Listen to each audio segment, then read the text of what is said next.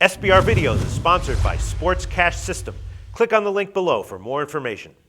Natalie Rydstöm. Today I'm joined by Richard O'Hagan. He's our in-house sports writer and regular contributor to our shows. And we're taking a look at a few of the Premier League matches taking place this weekend from a betting perspective. Richard, welcome back to the show. Hi Natalie, it's always good to be back. Now, the next match I'd like us to preview is the Tyneside Derby match, Sunderland versus Newcastle, playing on Sunday. Sunderland is right down in last place right now. They narrowly avoided relegation last year, ending up in 17th spot. But from the looks of it so far, they are one of the favourites to be relegated this year. Newcastle remain in 10th place this week after drawing to Liverpool 2-2. This match is going to be very close indeed. And if you look at the odds with Coral, the teams are actually neck and neck with their odds. It's 2.7 for a home or an away win. So do you agree here, Richard, with this? Is this going to be a close game, and is it a tough one to call? I would agree with that analysis. It's going to be a close game. It's going to be a difficult one to predict.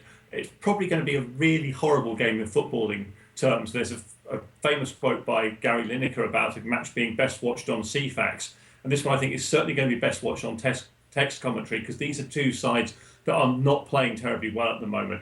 Newcastle should have won that game against Liverpool. They had a silly sending off, which led to a silly penalty, and they were twice ahead in that game, twice pulled back to draw. Sunderland have had a terrible time with managers. The horrible reign of Paolo Di Canio is over. Gus Poyet showed his inexperience at the weekend. The team was not fully prepared for the game against Swansea. They seem to just be relying on hope more than anything. Their best chance came from their right back, and they lost 4-0. So it's two teams in poor form playing a game which neither of them really wants to lose. I don't see it being a great spectacle, but it does make for some interesting betting. Oh, it does make for some interesting betting. Okay, that's interesting. One bet I was actually quite looking at making is if you look at their last history, 3 of their last 5 matches played ended up in a draw, which was actually 1-1 each time. So based on that, and this game going to being super close, surely a bet on the draw looks appealing, priced at 3.4 with Paddy Power. Yes, the draw looks like a good bet here, particularly when you've got two sides priced at something like 2.7. It's a decent, better value odds. Sunderland are going to want to come away from Poyet's first home game with something, even if it is only the 1 point.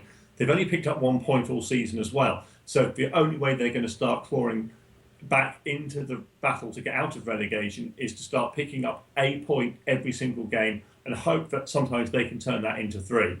Now, against Newcastle, ideal place to start, because obviously there's the local bragging rights on show as well. So yes, a draw definitely looks good value to me. Whether it'll be 1-1, I'm not sure. I think there could actually be more goals than that, but I think there's going to be an equal number of goals on either side. So 2-2 probably a more likely outcome for me.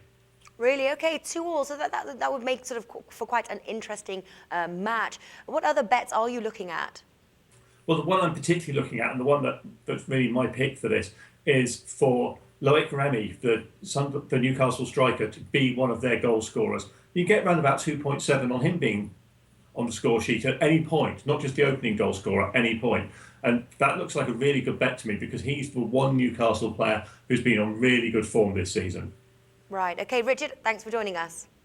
You're welcome.